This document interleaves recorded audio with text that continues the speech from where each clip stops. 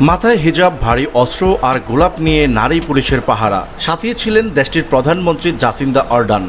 নিউজিল্যান্ডের নারীরা হিজাব পরে ক্রাইস্টচার্চে নিহত মুসলমানদের প্রতি সংহতি জানিয়েছে। কাজেই এ থেকে বাদ যাননি পুলিশ সদস্যরা। তারাও মাথায় কালো কাপড় পরে নিজেদের দায়িত্ব পালন করেছেন। এর আগে মুসলিম সম্প্রদায়ের সঙ্গে দেখা করতে যাওয়ার সময় কালো হিজাব পরে গত সপ্তাহে দেশটির প্রধানমন্ত্রী জাসিন্দা আর্ডার্ন ব্যাপক প্রশংসা কুড়িয়েছেন। বৃহস্পতিবার ক্রাইস্টচার্চ কবরস্থানে পাহারা দিচ্ছিলেন এক নারী পুলিশ। তার হাতে স্বয়ংক্রিয় অস্ত্র আর মাথায় ছিল কালো কাপড়, সঙ্গে ছিল একটি লাল গোলাপ। শুক্রবার হ্যাগলি পার্কে 2 মিনিট নীরবতা পালনে কর্মসূচি নেতৃত্ব দেন প্রধানমন্ত্রী জাসিন্দা আর্ডার্ন। মন্ত্রী ও নিরাপত্তা বাহিনীর বেষ্টনীর ভিতরে অবস্থান করা আর্ডার্নের মাথায় কালো পোশাক ও হিজাব পরা ছিল। এমনকি হ্যাগলি পার্কের নারী পুলিশরাও কালো হিজাব পরেছিলেন। আল নূর মসজিদের ইমাম জামাল ফাউদা 20 মিনিটের মতো খুতবা দেন আজকের জুমার নামাজে।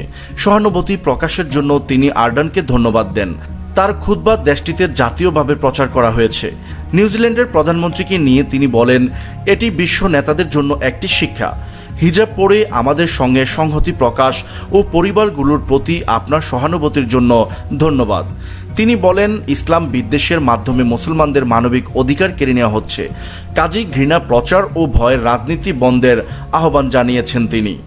ওয়েলিংটন, অকল্যান্ড সহ অন্যান্য শহরের মসজিদে হাজার হাজার লোক জামায়াত হয়েছেন। এছাড়া দেশটির অমুসলিম নারীরা সংহতি প্রকাশ করতে আজ হিজাব পরেছেন।